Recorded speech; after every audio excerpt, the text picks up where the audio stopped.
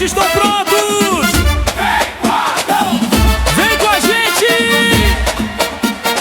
Brasil!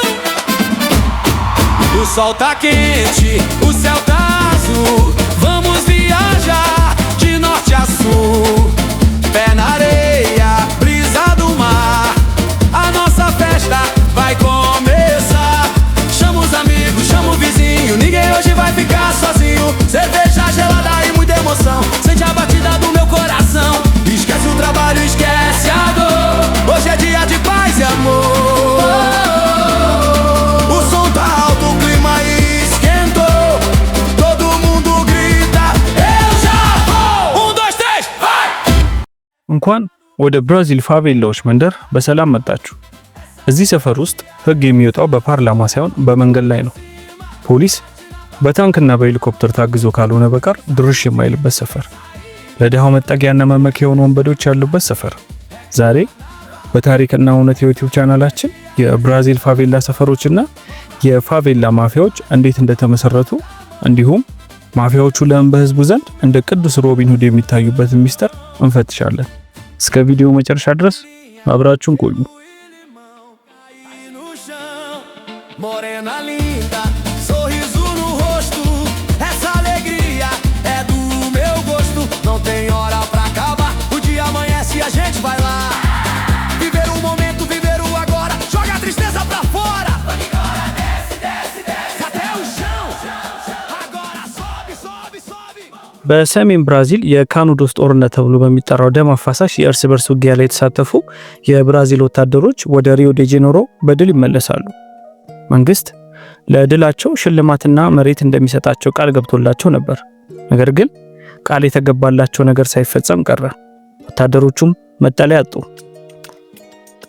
አማራጭ ሲያጡም በከተማዋ በሚገኝ አንድ ኮረብታ ላይ ድንኳናቸውን ጥለው መኖር ጀመሩ።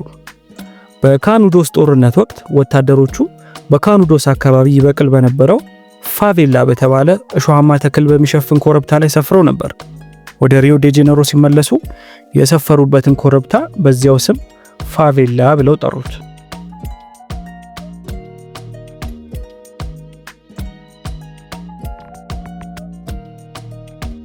ወታደሮች የቆረቆሯት ፋቬላ መንደር ለሌሎችም ህዝቦች መጠለያ መሆኗን ቀጠለች። የባርነት ህግ በብራዚል ምድር በህግ ሲከለከል በሺዎች የሚቆጠሩ የቀድሞ ተገዢዎች ከገጠር እርሻዎች ወጥተው ወደ ከተማ ተሰደዱ። ነገር ግን በከተማ ውስጥ በቂ ቤትና ዝቅተኛ ክፍያ ያላቸው ስራዎች አልነበሩ። እነዚህ ሰዎች ቀደም ሲል ወታደሮች ወደ ሰፈሩባቸው ኮረብታዎች በመሄድ ከእንጨትና ከቆርቆሮ ቤት እየሰሩ መኖር ጀመሩ።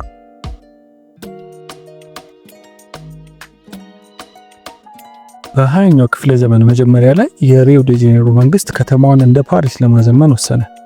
በመሃል ከተማ የነበሩ ድሆች የሚኖሩባቸውን ዝቅተኛ ቤቶች አፈረሰ። ይህኔ በሺዎች የሚቆጠሩ ሰዎች መኖሪያ ስለሌላቸው ወደ ዳርቻና ወደ ኮረብታዎቹ በመሄድ ወታደሮቹ ወደ ተመሰረተው የፋቬላ መንደር ተቀላቀሉ።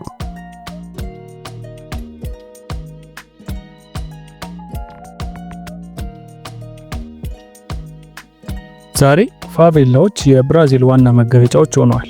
መጀመሪያ ላይ እንደ ጊዜያዊ መጠለያ ቢታሰቡም አሁን ግን የራሳቸው ባህል፣ ሳምባ የሚባለው የሙዚቃ ስልትና የንግድ እንቅስቃሴ ያላቸው ግዙፍ መንደሮች ሆነዋል። ምንም እንኳን የመሰረተ ልማትና የደህንነት ችግር ቢኖርባቸውም ለነዋሪዎቻቸው ግን የጽናትና የህልውና ምልክቶች ናቸው።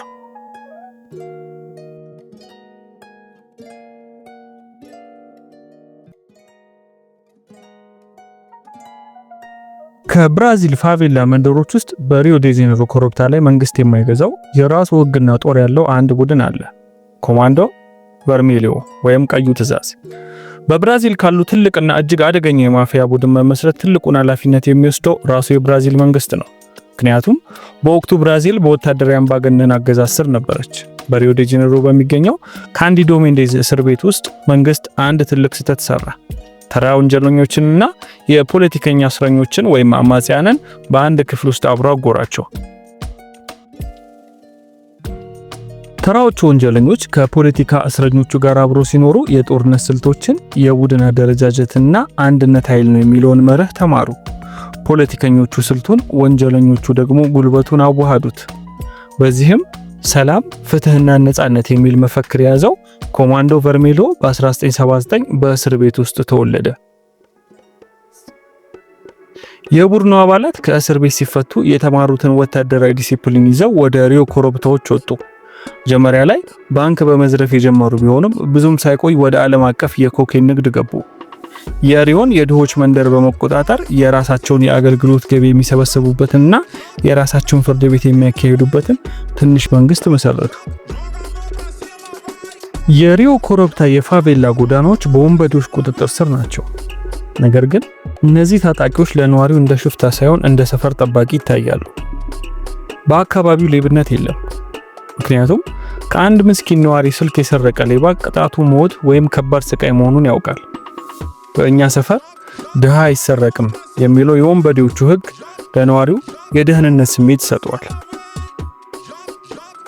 አንድ እናት ልጇ ታሞባት መድኃኒት የምትገዛበት ብር ካጣች የመንግስት ቢሮን አይደለም የምታንኳኳው።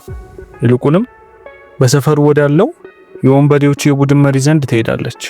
መሪውም ያለምንም ቅድመ ሁኔታ የመድኃኒቱን መግዣ ወይም ሆስፒታል መሄጃውን ይሸፍናል።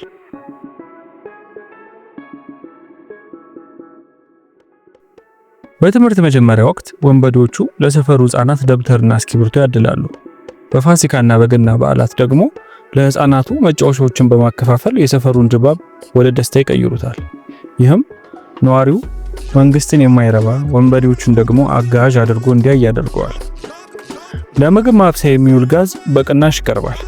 መብራት በህገ ወጥ መልኩ ተዘርግቶ ለነዋሪው ይከፋፈላል። ሁለት ጎረቤቶች በወሰን ወይም በሌላ የቤት ውስጥ ጠብ ከተጣሉ ዳኛ ዘንድ አይሄዱ። ይልቁንም የቡድኑ መሪዎች ጋር ይቀርባሉ።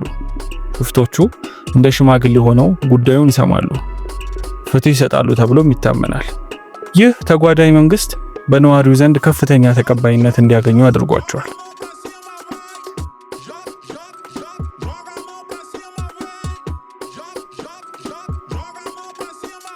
ይህ ሁሉ በጎነት ግን በነፃ የመጣ አይደለም። ወንበዴዎቹ እነዚህን ስራዎች የሚሰሩት የነዋሪውን ልብ ለመግዛት ነው። ፖሊስ ሰፈሩን ሲወር ነዋሪው እንደጋሻ ሆኖ እንዲቆምላቸው፣ መረጃ እንዲያቀበላቸውና በቤት ውስጥ እንዲሸሽጋቸው በማሰብ ነበር። ለፋቬላ ነዋሪዎች እነዚህ ወንበዴዎች ወንጀለኞች ብቻ አይደሉም። በመንግስት ተረስተው በጨለማ ውስጥ ሲኖሩ ብርሃን የሚሰጧቸው አስገዳጅ ወዳጆች ናቸው። ዓለም በኮቪድ-19 ስትታመስ በብራዚል ያሉ የፋቬላ ነዋሪዎች ከፍተኛ ስጋት ላይ ነበሩ። ጠባብ በሆኑት ጎዳናዎችና ተጠጋግተው በተሰሩ ቤቶች ውስጥ ቫይረሱ ቢገባ የሚያደርሰው እልቂት የከፋ እንደሚሆን የታወቀ ነበር። በዚህ ጊዜ መንግስት መመሪያዎችን ከማውጣቱ በፊት የፋቬላው ታጣቂዎች ቀድመው እርምጃ ወሰዱ። ወንበዴዎቹ በድምጽ ማጉያ የታገዘ መኪና በየሰፈሩ እያዞሩ እንዲህ የሚል ማስጠንቀቂያ ያስተላለፉ። ማንም ሰው ከምሽቱ 2 ሰዓት በኋላ መንገድ ላይ እንዳይገኝ፣ መንግስት ለእናንተ ግድ የለውም፣ እኛ ግን ግድ ይለናል በማለት ነዋሪው ቤቱ እንዲቀመጥ አስገደዱ። ይህንን ትዕዛዝ የጣሰ ደግሞ በጠመንጃ አፈሙዝ የሚሰጥ ከባድ ቅጣት ይጠብቀው ነበር።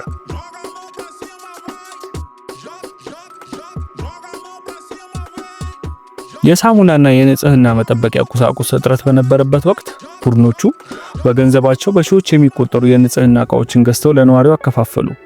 በአንዳንድ ሰፈሮች ውስጥም ሰዎች እጃቸውን እንዲታጠቡ የሚያስገድዱ የውሃ ማጠራቀሚያዎችን በየመንገዱ አቆሙ። በዚያን ጊዜ ስራ ያጡና የዕለት ጉርሳቸው የተቋረጠባቸው ቤተሰቦችን ለመርዳት ወንበዴዎቹ በጭነት መኪና ሙሉ ምግብ እያመጡ በየቤቱ አከፋፈሉ። ይህ ድርጊት ነዋሪው በረሃብ ምክንያት ቤቱን ጥሎ እንዳይወጣና ቫይረሱ እንዳይሰራጭ ትልቅ ሚና ተጫውቷል።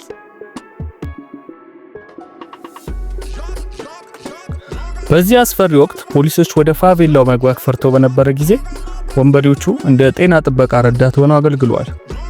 ጭንብል ያላደረጉ ሰዎችን እየገሰጹ ማህበራዊ ርቀት እንዲጠበቅ በማድረግ የራሳቸውን የጤና ህግ አስከብረዋል።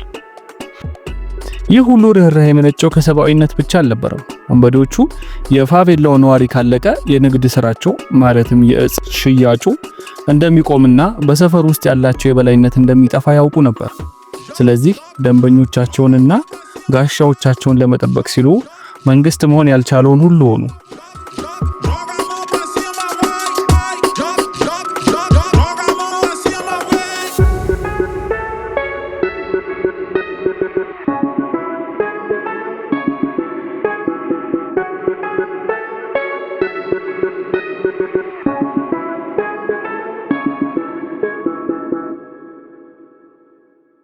በፋቬላዎች ውስጥ በማፊያ ቡድኖችና በመንግስት የጸጥታ ኃይሎች መካከል የሚደረገው ግጭት እንደ ከተማ ውስጥ ጦርነት የሚቆጠር ነው።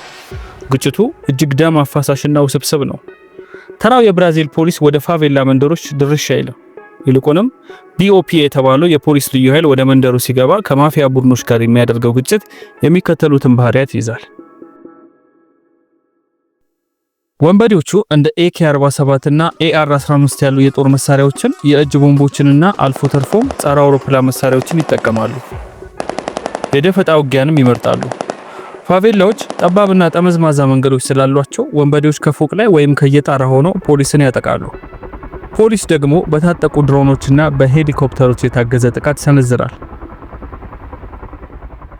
ብራዚል የዓለም ዋንጫንና ኦሎምፒክን ስታስተናግድ UPP የተባለ የፖሊስ ክፍል በማቋቋም ፋቬላዎችን ከወንበዴዎች ነፃ ለማውጣት ሞክራ ነበር። መጀመሪያ ላይ ቢሳካም በኋላ ግን በሙስናና በገንዘብ እጥረት ምክንያት ግጭቱ በድጋሚ አገረሸ።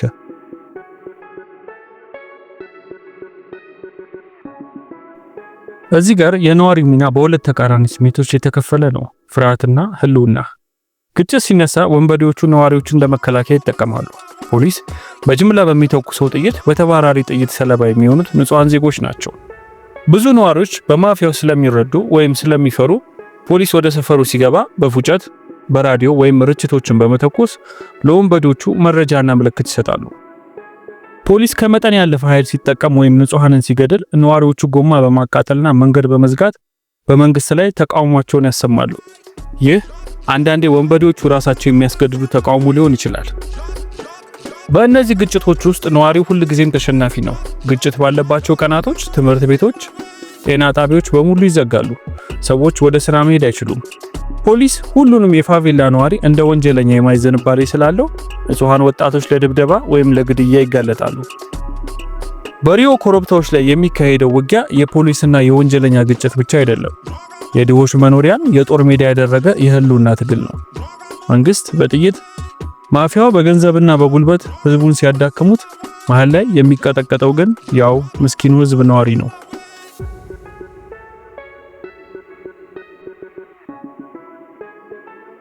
እርግጥ ነው ማፊያዎቹ ቅዱሳን አይደሉም። ንግዳቸውም የደም ውጤት ነው። ከፖሊስ ጋር የሚያደርጉት ጦርነት ብዙ ንጹሃንን ይገድላል። ነገር ግን ለፋቬላ ነዋሪዎች ምርጫው በሁለት ክፋቶች መሃል ነው። በረሳቸው በከዳቸው መንግስትና በሚረዳቸው ማፊያ መሃል። እናንተስ ምን ትላላችሁ? ድህነት ሰውን ካልተጠበቀ አካል ፍቅር እንዲፈልግ ያስገድደዋል? ወንጀልን በጎ አድራጎት መሸፈን ይችላል? ሐሳባችሁን አጋሩ።